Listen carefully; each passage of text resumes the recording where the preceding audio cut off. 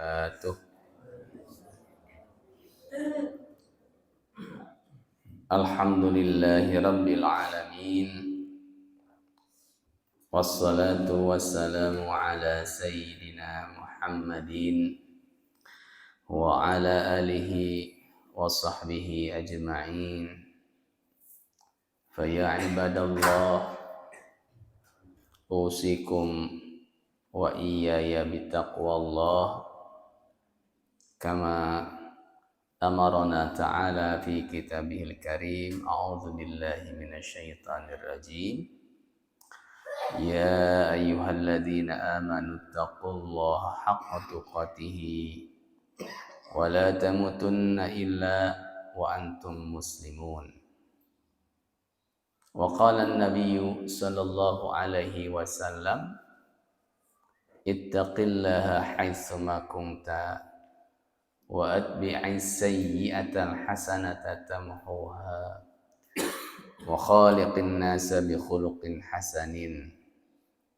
Faya ibadallah, usikum wa iyaya bitaqwallah faqad fazal muttaqun. Amma ba'd. Para bapak, para ibu yang dirahmati Allah Subhanahu wa taala, selepas memanjatkan puja dan puji serta syukur kehadirat Allah Subhanahu wa taala, teriring sholawat serta salam semoga senantiasa tercurah pada junjungan kita semua, yakni Kanjeng Nabi besar Muhammad sallallahu alaihi wasallam, juga kepada para keluarganya, para sahabatnya, para tabi'in, tabi'in, hingga seluruh umatnya. Dan kita senantiasa berharap kita termasuk umatnya Kanjeng Nabi besar Muhammad sallallahu alaihi wasallam yang mendapatkan syafaat dari beliau, yang mendapatkan kebahagiaan di dunia maupun di akhirat. Amin ya Allah ya rabbal alamin. Pada kesempatan pagi ini kita coba sedikit sama-sama membaca, Bu ya, Bapak. Kita membaca sedikit kitabnya ulama, yakni Syekh Zainuddin Al-Malibari, kitab Fathul Mu'in. Beliau muridnya Imam Ibnu Hajar Al-Haytami. Ibnu Hajar Al-Haytami ini muridnya Syekh Zakaria Al-Ansari. Syekh Zakaria muridnya Imam Ibnu Hajar Al-Asqalani, yang mensyarah Sahih Bukhari dengan kitabnya yang terkenal Fathul Bari. Madhabnya madhab Syafi'i. Ini kitab fikih. Ya, mudah-mudahan kita sedikit sama-sama membaca, Bapak Ibu. Mudah-mudahan Allah memberkahi kita semua. Amin ya Allah ya rabbal alamin. Bismillahirrahmanirrahim. Qala al-musannifu rahimahullahu ta'ala, nafa'ana Allahu bihi wa bi ulumikum fi darana amin ila anqal.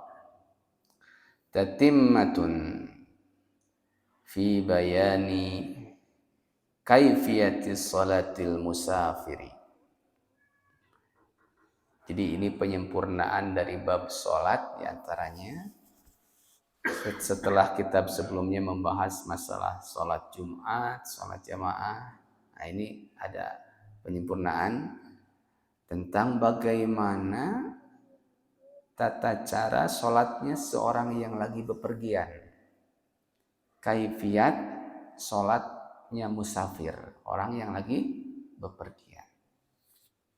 Ini di dalam kitab ini. Tentu mungkin dalam kitab lain ada beda-beda sedikit. Ala kulli hal intinya tidak berbeda jauh. Yajuzu li musafirin safaran tawilan qasru rubaiyati muaddatin wa faitati safarin qasrin qasra fihi. Kata beliau, yajuzu, boleh sanes wajibnya, tapi boleh.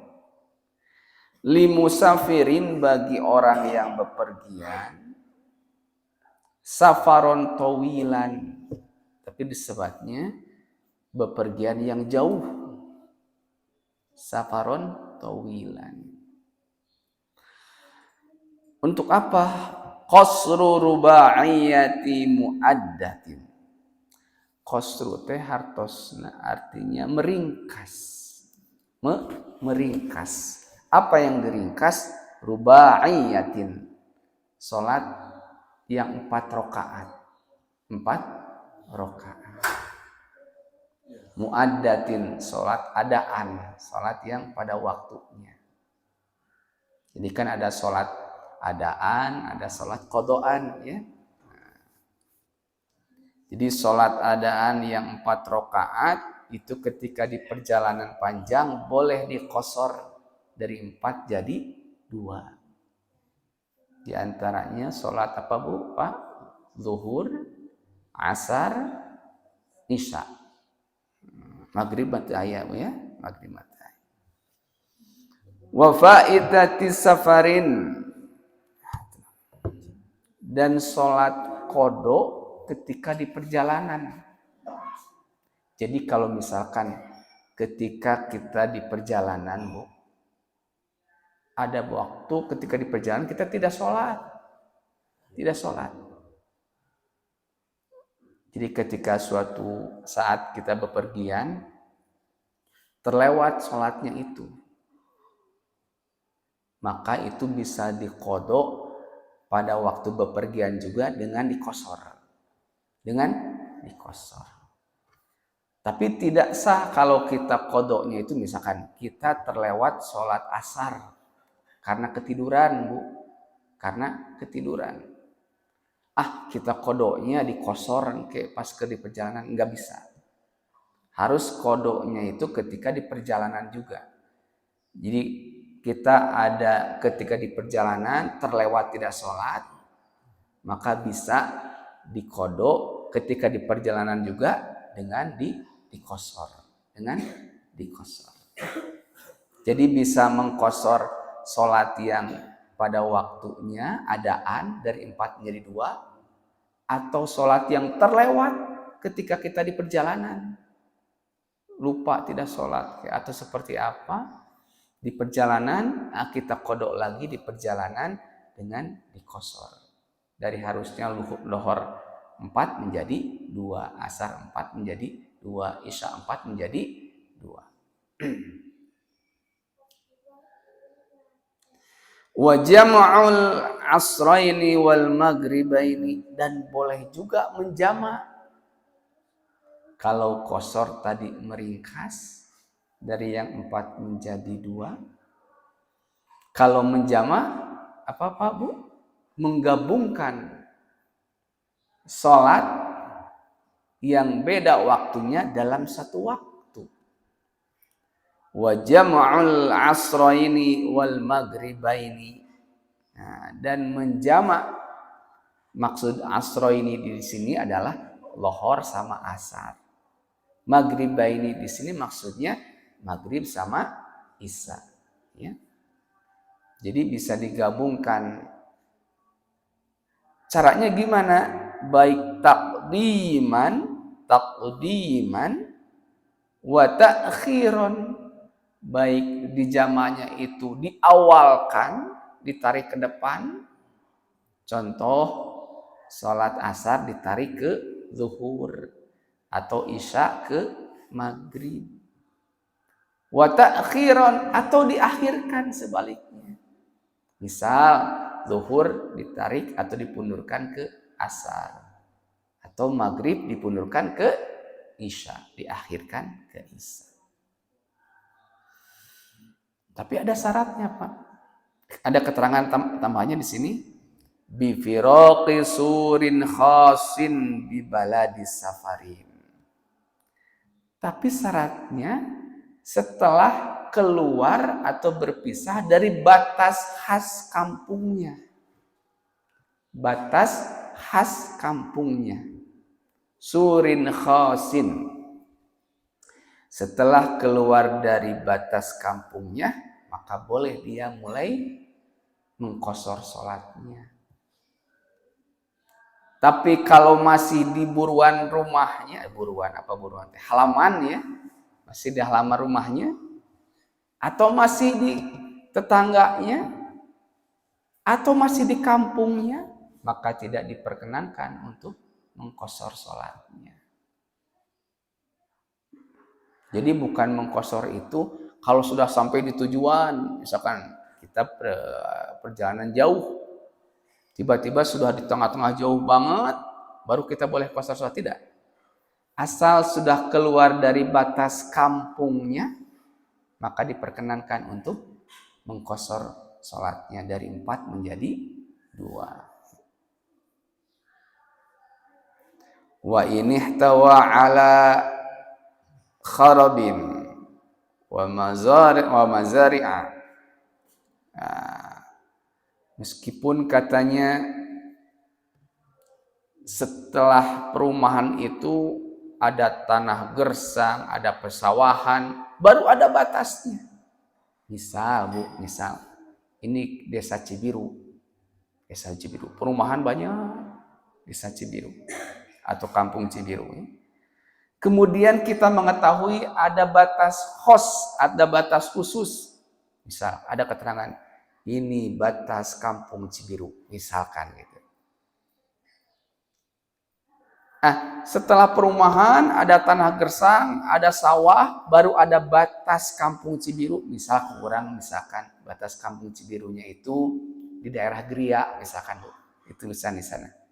Batas Kampung Cibiru, jelas batasnya. Maka kita baru boleh melakukan qashar setelah lewat batas tadi, batas Kampung Cibiru.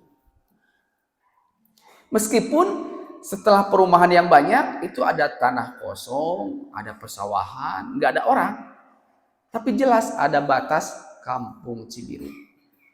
Kita hanya boleh melakukan qashar setelah keluar batas Kampung Cibiru. Itu Bu ya.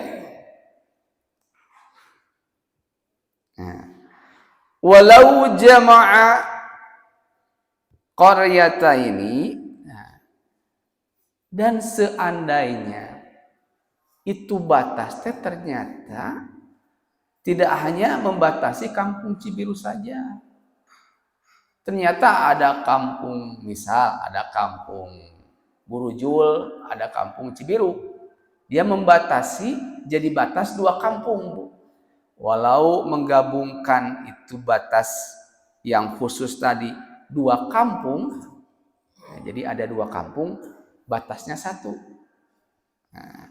Maka fala yushtaratu mujawazatuhu bal likullin hukmuhu. Maka kalau ada 1 batas dia membatasi 2 kampung atau lebih, maka kita tidak wajib melewati batas itu. Kalau membatasinya itu bukan hanya 1 kampung, tapi banyak kampung, 2 kampung, 3 kampung, kita tidak disyaratkan melewati batas itu untuk qashar. Cukup membatasi kampung kita atau melewati kampung kita sudah boleh qashar. Sudah boleh qashar, gitu ya. Bal likullin hukmuhu. Setiap kampung ada hukumnya sendiri-sendiri, ya. Meskipun ada batasnya tadi, tapi karena batasnya ini tidak untuk 1 kampung, maka tidak harus kita melewati batas yang untuk banyak kampung tadi. Cukup kampung kita saja. Tak bagaimana kalau tidak ada batas gitu? Nggak ada apa keterangan ini batas Cibiru, misalkan. Nggak ada surin khosin. Dan ini rata-rata di kita gitu. Nggak ada keterangannya. Sugan ayah itu keterangan ini batas Cicahem, itu nggak ada. Kalau nggak ada keterangannya gitu di kitab ini, fabunyanin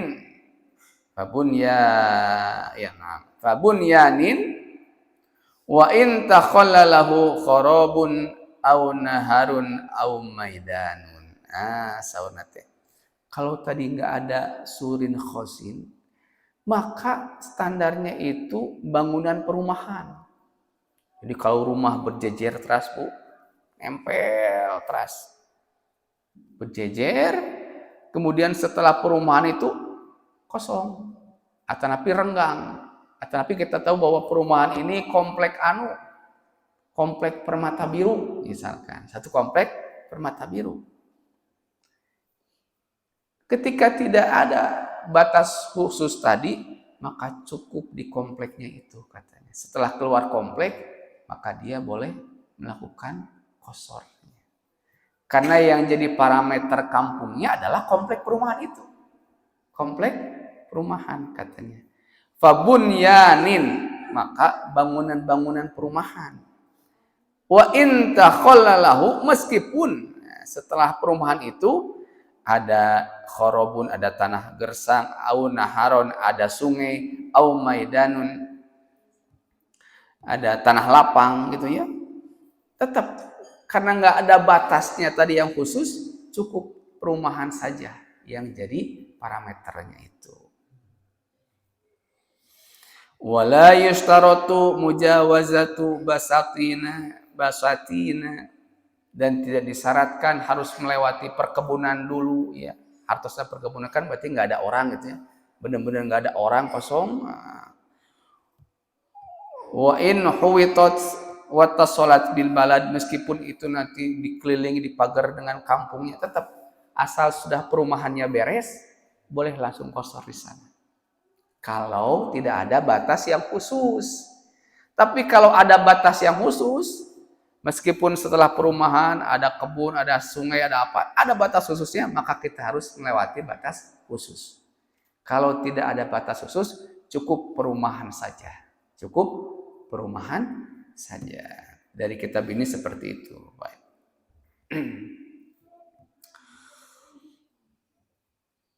Tapi bagaimana kalau kasusnya wal qaryatani, dan dua kampung ini tasolata urfan.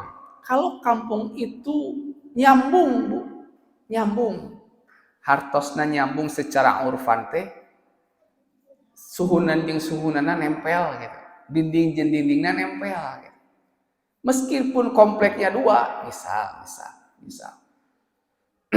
komplek Permata Biru dan Bumi Oren nempel pisan, Pak, suhunana gitu ya. Meskipun nama tempatnya dua, maka dihukuman satu tempat.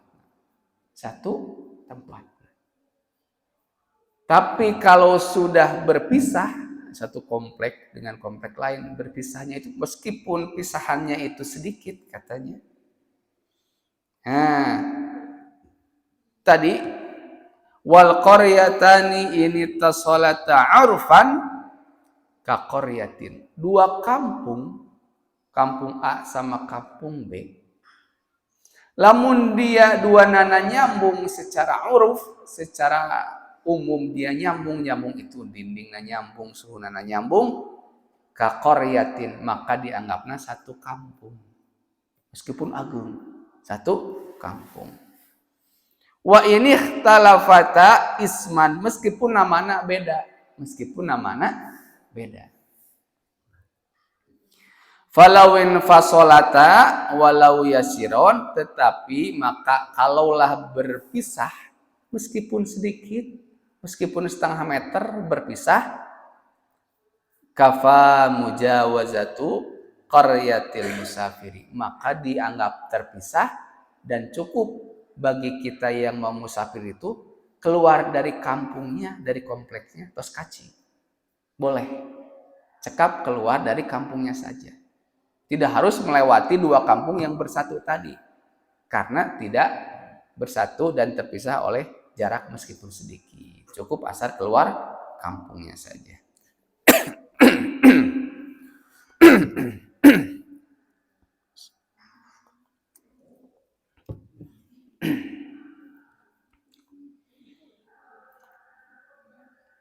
Selanjutnya, la li musafirin lam yablug safaruhu masirata yaumin wa lailatin bisairil athqali ma'an nuzulil mu'tadi li nahwi istirahat.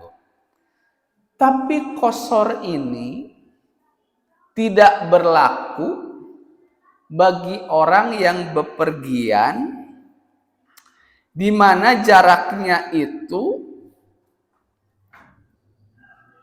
tidak sejauh bepergian sehari semalam dengan kendaraan onta zaman dulu, yang ontanya itu bermuatan, bawaan. Jadi bepergiannya itu jaraknya Bapak Ibu harus sejauh bepergian pakai onta, naiknya ada muatan, dan dia bepergiannya sehari semalam dengan tetap memperhitungkan istirahatnya, makannya, sholatnya. Nah, sejauh itu bepergiannya baru boleh dikosor. Di keterangannya di sini, lali musafirin lam yablug safaruhu masirata yaumin wa lailatin bisairil asqali ma'an nuzulil mu'tadi linahwi istirahati wa aklin wa sholatin. Nah, jadi perjalanannya itu harus sejauh jarak perjalanan tadi naik unta dengan bermuatan standar, ya. Jadi bukan onta yang kosong, Bu, yang lengoh. Benar-benar standar, kemudian tidak eren-erenan, tetap biasa dia berhenti untuk makan, untuk sholat, ya, untuk istirahat, dan lamanya sehari semalam. Sehari semalam. Atau disebutkan 2 siang, 2 malam, atau sehari semalam. Nah, karena zaman dulu nggak ada kilometeran, Bu, Pak. Kan nggak ada zaman Nabi, misalkan Sugandi untanya ada speedometer gitu ya, sudah berapa kilo, kan ayah gitu ya. Nah, ulama itu mengkonversikan. Sabaraha jauh sih nunamina perjalanan naik unta bermuatan dengan istirahatna mun mobil tema isi bensina gitulah ya. Tapi mas sanes mobilnya, tapi unta. Sehari semalam itu berapa jauh? Ternyata ulama ada yang menerangkan, Kirang Langkung dikilometerkan 120 kilo. Ada ulama mazhab Syafi'i di antawisna 90 kiloan, 85 sampai 90 kiloan. Tahu urang mah eta biasana, Bu.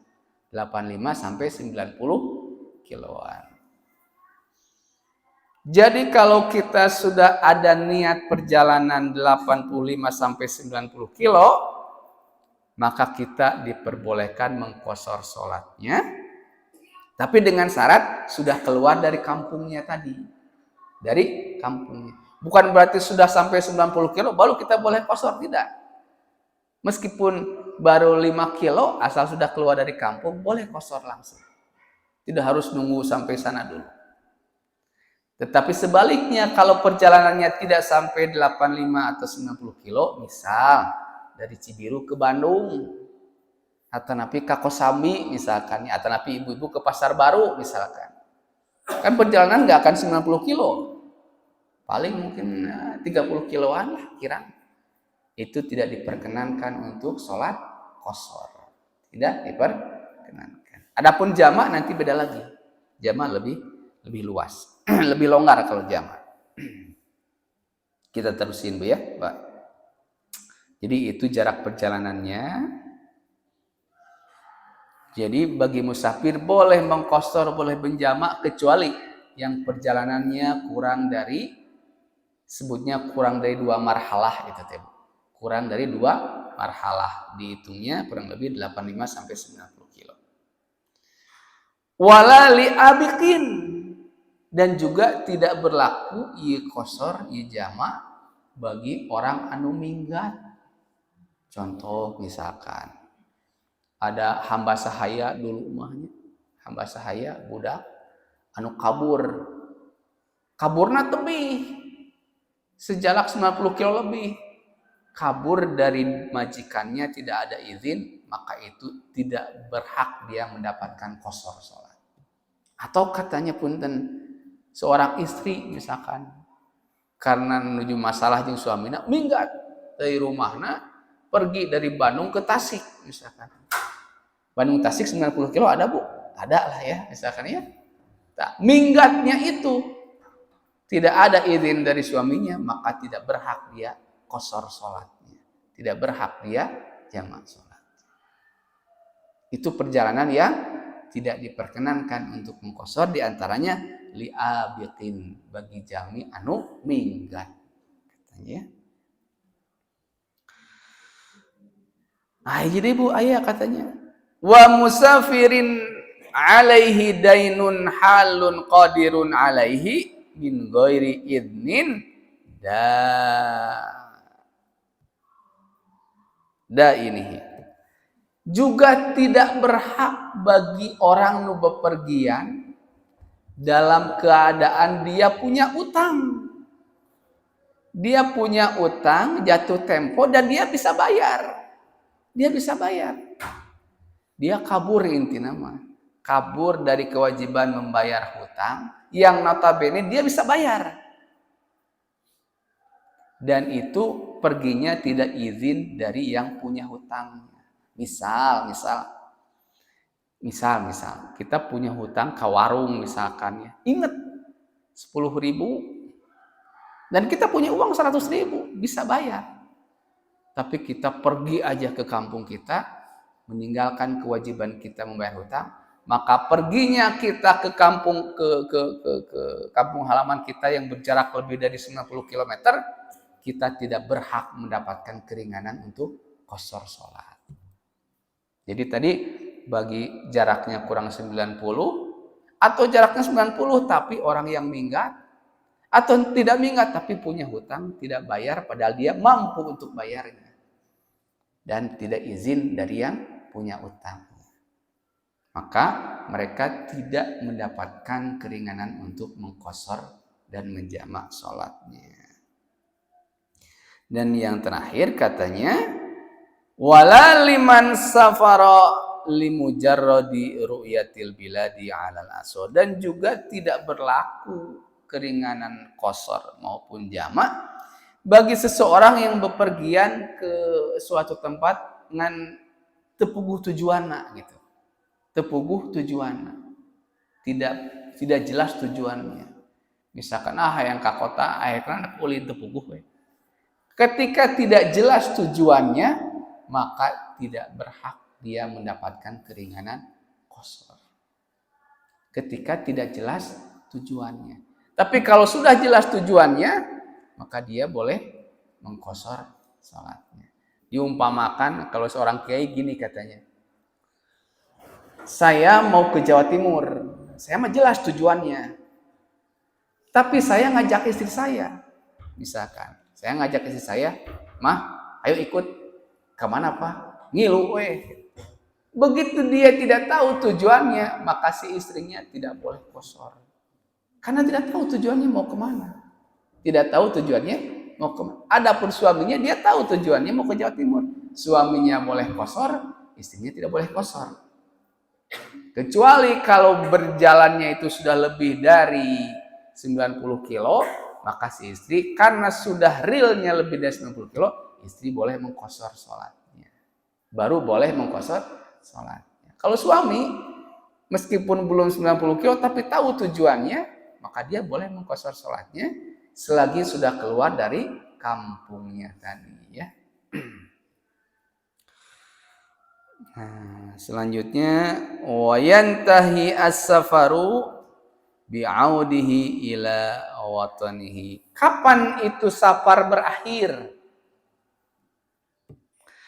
Disebutkan di sini dan berakhir status safarnya bi'audihi dengan kembalinya si musafir itu kepada kampungnya lagi. Jadi kalau jadi safarnya itu Bu, kita boleh qashar. Misalkan saya mau ke Surabaya. Ketika ke Surabaya saya sudah keluar dari kampungnya boleh qashar. Nyampe Surabaya qashar. Terus main-main ke Malang qashar. Balik lagi Bu. Balik lagi ketika di Cileunyi masih boleh qashar. Tapi ketika sudah nyampe Cibiru maka berhenti status safarnya, sudah tidak boleh qashar lagi. Sudah tidak boleh qashar lagi.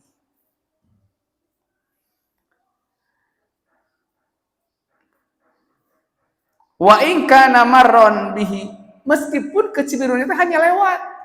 Terus ke Cibiru, Bu, abi dacan ka bumi, terus ke Cibiru. Kemudian abi keluar deui ke Bandung misalkan. Maka tetap safarnya sudah berhenti karena sudah lewat ke Cibiru. Apalagi tos ka bumi mah gitunya, apalagi tos ngabasuh heula terus berhenti status safar. Ya, status safarnya berhenti. Ieu mah hanya lewat saja. Ke Cibiru lewat sebentar kemudian keluar lagi, maka safarnya berhenti, tidak boleh qashar lagi. Tidak boleh qashar lagi. Atau ila maudhi'in akhar, dia sampai ke suatu tempat wa nawa iqamatahu bihi mutlaqan, dan dia di tempat itu berniat untuk mukim dengan waktu yang tidak ditentukan. Misal saya ke Surabaya dan berniat mau mukim di Surabaya sampai iraha duka mutlak pokoknya, maka semenjak berniat mukim berhenti status safarna.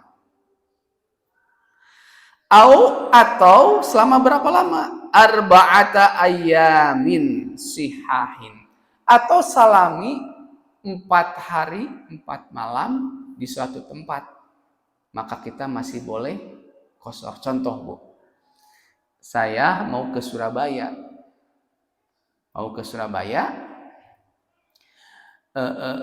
sudah berniat mau mukim di Surabaya 5 hari, 4 hari full, maka ketika di Surabaya sudah tidak boleh qashar lagi.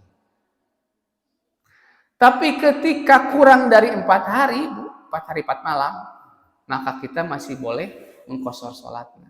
Misal cuma 3 hari 3 malam atau 4 hari 3 malam, maka selama di Surabaya saya boleh mengqashar sholatnya. Tapi setelah 4 hari 4 malam full, setelah itu tidak boleh mengqashar lagi. Tidak boleh mengqashar lagi. Jadi mukim secara mutlak mau bertahun-tahun bade uih di kampung atanapi henteu, atanapi bermukim di suatu tempat lebih dari 4 hari 4 malam, maka tidak ada lagi qashar ketika sampai di tempat itu. Tapi ada kasus gini katanya, atau alima anna irbahula yang qadi fiha, atau seseorang itu saya tidak yakin bakal kapan, tapi yakin lebih dari 4 hari. Urusan bisnis saya yakin bakal beres lebih dari 4 hari. 4 hari 4 malam. Maka semenjak sampai di tempat itu tidak boleh lagi jamak qashar. Tidak boleh lagi jamak qashar. Tetapi katanya kalau summa in kana yarju husulahu kulla waqtin qashara samaniyata asyara yauman.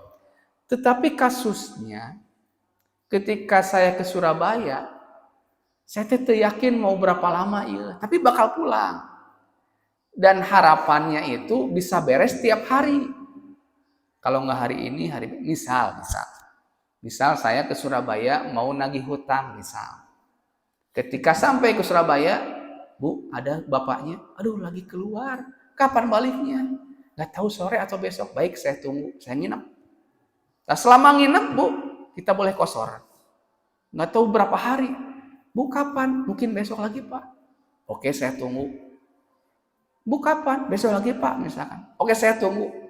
Dalam masa penantian itu, Bu, Pak, kita boleh mengqashar. Tapi sampai berapa hari? Katanya boleh sampai 18 hari. Sampai 18 hari. Tapi kita punya keyakinan tiap hari itu ada kemungkinan bayar, kemungkinan hasil tujuan kita, maka paling lama kita boleh mengqashar jamaah itu sampai 18 hari. 18 hari ya.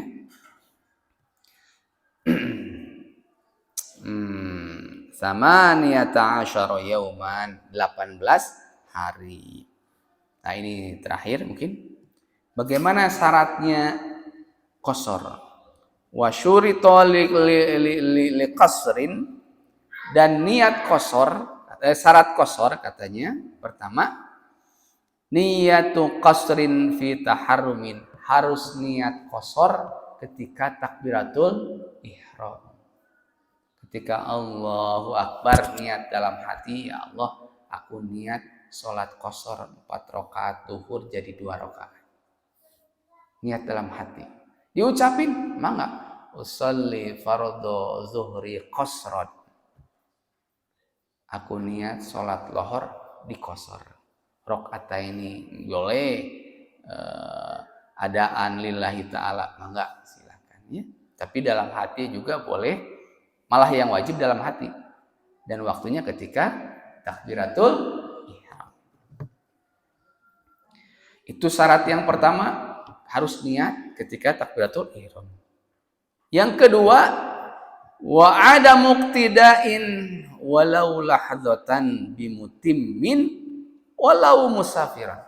Yang kedua, syaratnya tidak boleh yang qasar ini bermakmum kepada imam yang sholatnya tidak qasar. Tidak boleh seseorang yang qasar bermakmum kepada imam yang tidak qasar. Jadi imam 4 rakaat, kita 2 rakaat. Meskipun si imamnya sami-sami orang musafir. Meskipun imamnya sama orang yang lagi bepergian, ya. Jadi wa ada muqtida'in walau lahdzatan bimutimmin walau musafiron. Meskipun si imam nate musafir oge. Selagi imamnya itu sholatnya full 4 rakaat, maka kita tidak boleh qasar 2 rakaat. Harus 4 rakaat. Tetapi kalau imamnya qasar, maka belakangnya boleh full. Boleh full. Belakangnya, makmumnya boleh full. Gitu ya. Tapi kalau imamnya full, makmumnya tidak boleh qasar. Meskipun sebagian sholatnya tidak boleh. Walau lahdzatan, misalkan gini. Ada imam 4 rakaat penduduk setempat. Ketika rakaat ketiga kita masuk. Kan qasar berarti sama-sama gitu ya. Tidak boleh tetap.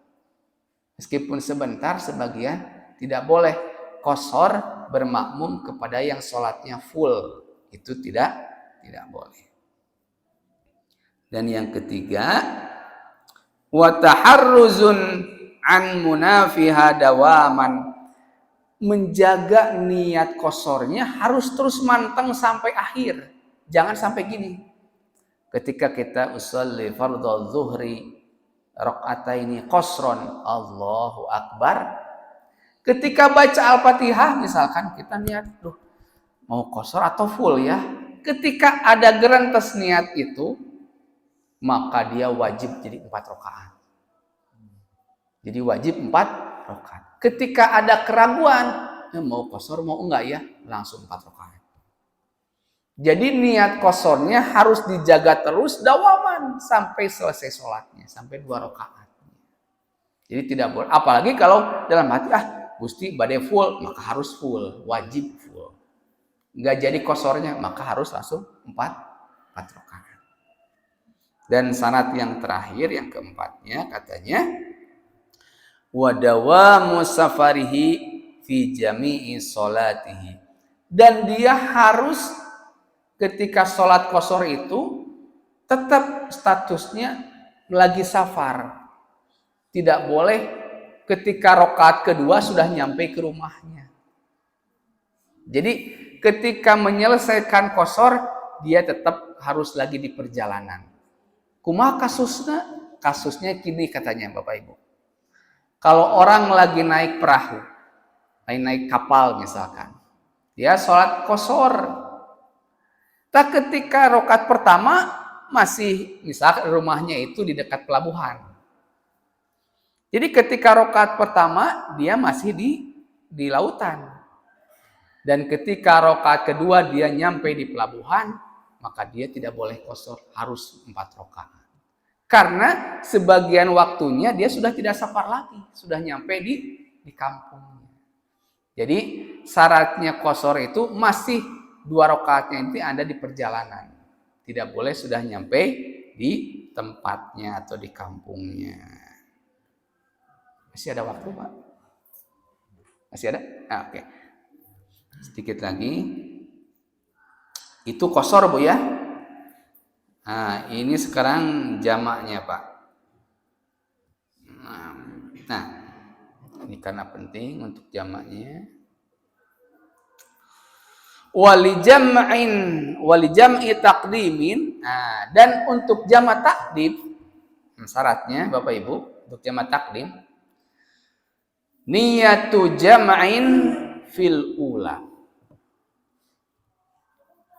Niat sholat jamak fil ula, di sholat yang pertama. Misal kita mau menjamak lohor sama asar di waktu zuhur, karena takdim kan, takdim ya, takdim.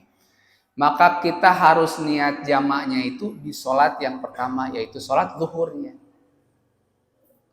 Ya Allah, niat aku sholat zuhur jamak dengan asar lillahi ta'ala. Khalas, cekap misalkan. Usolli fardu zuhri majmu'an bil asri. Misalkan fardu lillahi ta'ala. Oh, boleh dikosor, kosro dengan kosor mangga, dua-dua biasa. Dan niat jamaknya harus ketika sholat yang pertama. Ya kalau lohor dengan asar berarti ketika sholat zuhur. Kalau maghrib dengan isya berarti ketika sholat maghrib. Niatnya itu pas sholat yang pertama. Apakah harus pas takbiratul ihram? Tidak harus, Bu. Misal pas takbiratul ihram kita sholat biasa. Usolli fardhu zuhri arba'a raka'atin mustaqbilal qiblati adaan lillahi ta'ala. Allahu akbar. Ketika rakaat ke-1 mau selesai, Gusti, aku mau narik ke asar ayeuna we. Tak ketika di pertengahan sholat kita niat untuk menjamak boleh. Geran taat bersihkan dalam hati, ya Allah aku niat menjamak asar nanti setelah ini. Jadi asarnya ditarik ke waktu zuhur. Di waktu sholat zuhur. Di waktu sholat zuhur. Asal sampai sebelum salam aja. Kalau sudah salam maka tidak ada niat untuk menjamak. Begitu kita assalamualaikum, ya Allah aku mau niat jamak, nggak bisa. Tidak sah. Karena niat jamaknya harus ketika sholat yang pertama. Itu pertama, Bu ya. Syarat sholat takdim, jamak takdim, niat fil ula, niat ngajamak di sholat yang pertama. Oke. Kemudian yang keduanya, wa tartibun. Syarat yang kedua tartib. Tartib itu sesuai urutan. Kalau kita jamak takdim zuhur sama asar, maka harus dikerjakannya zuhur dulu baru asar. Maghrib sama isya harus maghrib dulu baru isya. Itu syaratnya untuk jamak takdim. Kemudian syarat selanjutnya wawilaun, dan menyambung langsung fi waqtil urfan, secara uruf. Ketika jamak takdim, Bu, ketika beres sholat yang pertama, misalnya zuhur sama asar di waktu zuhur, ketika beres zuhur langsung ngadeg untuk sholat asar. Tetiasa ibu misalkan tuang heula gitu ya, atau napi ngobrol heula gitu ya, atau napi ka jamban heula, atau napi masihan budak heula makan, tetiasa. Begitu beres lohor langsung ngadeg. Kedah menyambung langsung. Kedah nyambung langsung. Kumaha lamun rada lami atanapi terpisah saurna. Fala yadurru faslun yasirun. Maka tidak masalah lamun terpisahkan tapi jaraknya sebentar. Kumaha sebentar teh? Bi an kana duna qadri raqatain, sekedar waktu melaksanakan 2 rakaat. Itu masih boleh katanya. Masih boleh. Tapi afdolnya mah baiknya begitu salam yang pertama langsung ngadeg deui, langsung berdiri lagi. Itu syarat, Bu. Syarat. Nah, itu janten syarat yang pertama, niatnya harus jamak di sholat yang pertama. Yang kedua harus tartib sesuai urutan. Yang ketiga sambung menyambung. Sholat pertama langsung sholat kedua. Walita akhirin, sedangkan untuk jama takhir, nah benten katanya. Untuk jama takhir mah niatnya itu bukan di sholat yang pertama, tapi niat jamanya itu harus di waktu sholat yang pertama. Contoh, kita mau sholat jama takhir zuhur diakhirkan ke asar, maka niat jamaknya Bapak Ibu ketika waktu zuhur. Ketika waktu zuhur, ya Allah, aku niat sholat jama takhir zuhur nanti waktu asar. Kapan itu? Di waktu zuhur. Di waktu zuhur. Jadi di waktu zuhur kita sudah laporan kepada Allah, Gusti, zuhur ieu mau laka sholat ke sholatnya waktu asar. Itu syarat, Bu. Harus niat jamak di waktu yang pertama, yaitu di waktu zuhur kalau zuhur sama asar, atau di waktu maghrib kalau maghrib sama isya. Ya, harus niat jamaknya di waktu sholat yang pertama, bukan di sholat yang pertama, tapi di waktu sholatnya. Itu di waktu zuhurnya atau di waktu maghribnya.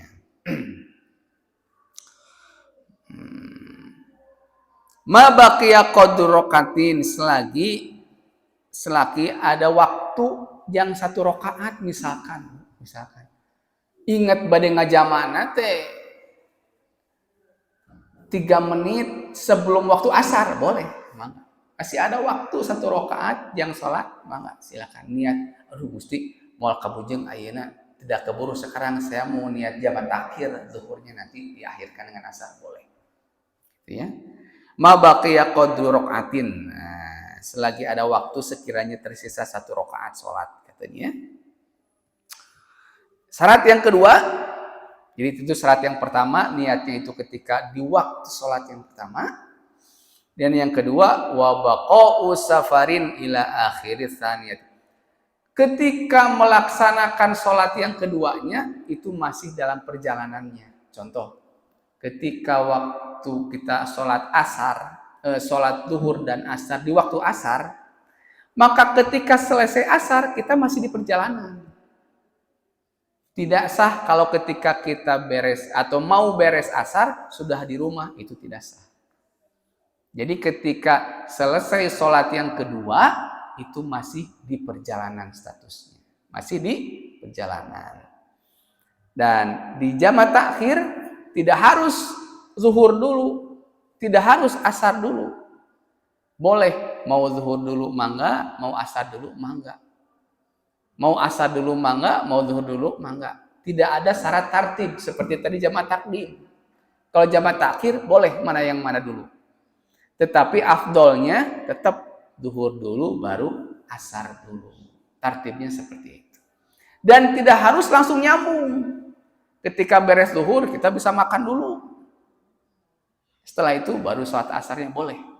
Tidak seperti jama takdim yang harus begitu salam cepat kita berdiri lagi. Gitu ya Bapak Ibu ya. Segitu mungkin ya, cukup ya. Segitu dulu Bapak Ibu. Enggak, barangkali ada yang mau di-sharing, dipersilahkan.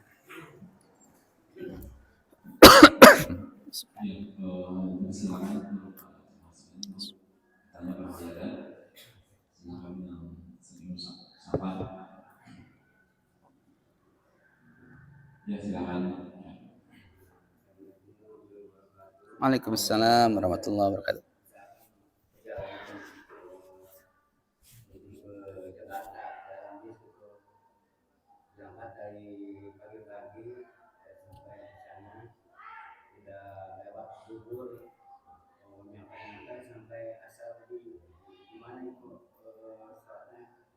Baik. Ini kasusnya cocok. Misalkan kita mau ke Jakarta, Pak ya. Berangkatnya jam berapa Pak? Misal jam 10 lah ya. Misalkan jam 10. Naik bis. Nyampe ke Jakartanya jam berapa Pak kira-kira? Jam 4 lah ya misalnya. Jam 4. Ini kasusnya bagus. Kita berangkat dari Cibiru jam 10. Nyampe ke Jakarta jam 4. Gimana sholatnya? Sedangkan bis kadang tidak berhenti.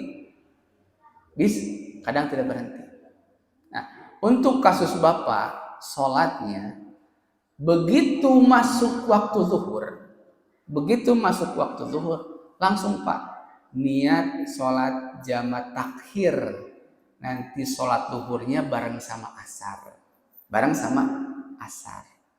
Niatnya kapan? Niatnya ketika di waktu zuhur. Misal, waktu zuhur itu jam 12 sampai jam 3. Dan di antara itu kita niat aja. Ya Allah, aku niat sholat jamaah takhir, zuhur diakhirkan dengan asar. Udah aja Pak gitu. Nah, ketika kita sudah nyampe di Jakarta, baru sholatnya silahkan. Mau sholat zuhur dulu, mangga. Mau sholat asar dulu, mangga. Nah, tapi afdolnya zuhur dulu, baru asar. Boleh nggak dikosor?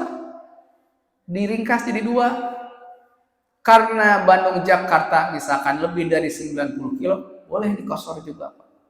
Jadi 2. Misalkan Ustaz saya pulangnya itu besok, boleh nggak ketika malamnya saya maghrib isya dikosor juga isyanya? Boleh Pak. Besok harinya zuhur sama asarnya mau dikosor juga boleh. Sampai 4 hari 4 malam, baru setelah itu tidak boleh kosor lagi.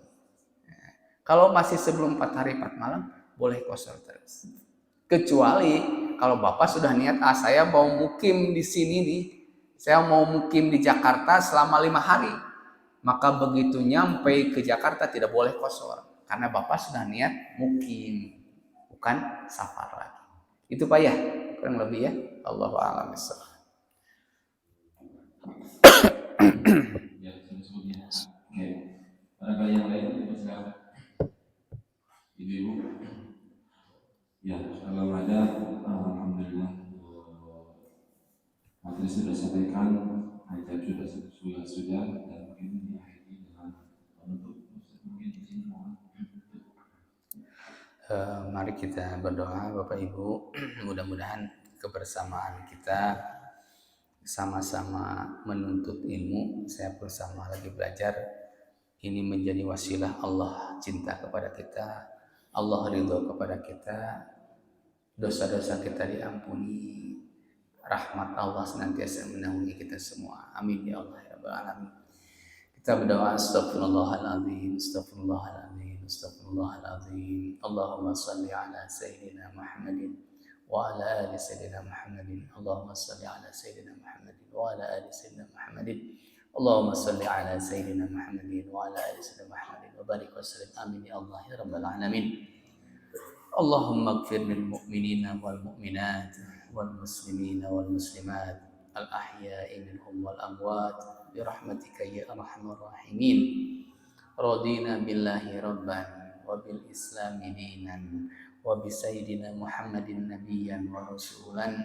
Rabbi zidna ilman warzuqna fahman warzuqna taubata qabla al-maut wa syahadata indal maut wal jannata ba'da al-maut warzuqna ziyarata baitikal mu'azzam wa rasulikal mukarram fi hadzal 'ami wa fi kulli 'amin bi ahsanil hal warzuqna rizqan wasi'an rabbana hab lana min azwajina wa dhurriyyatina qurrata a'yun waj'alna lil muttaqina imama. Allahumma inna nas'aluka ridhaka wal jannah wa na'udzu bika min sakhatika wan nar. Rabbana taqabbal minna innaka antas sami'ul alim wa tub 'alaina innaka antat tawwabur rahim. Allahumma rabbana faghfir lana, Allahumma rabbana ighfir lana dhunubana wa yassir lana umurana wa hassil maqasidana waghfir lana warhamna innaka anta khairul ghafirin wa innaka anta khairur rahimin. Rabbana atina fid dunya hasanah wa fil akhirati hasanah wa qina adzabannar. Wa sallallahu ala sayyidina Muhammadin wa ala alihi wa sahbihi wa sallam. Subhana rabbika rabbil izzati amma yasifun. Wassalamun ala mursalin walhamdulillahi rabbil alamin. Walafu minkum hadani Allah wa iyyakum. Assalamualaikum warahmatullahi wabarakatuh.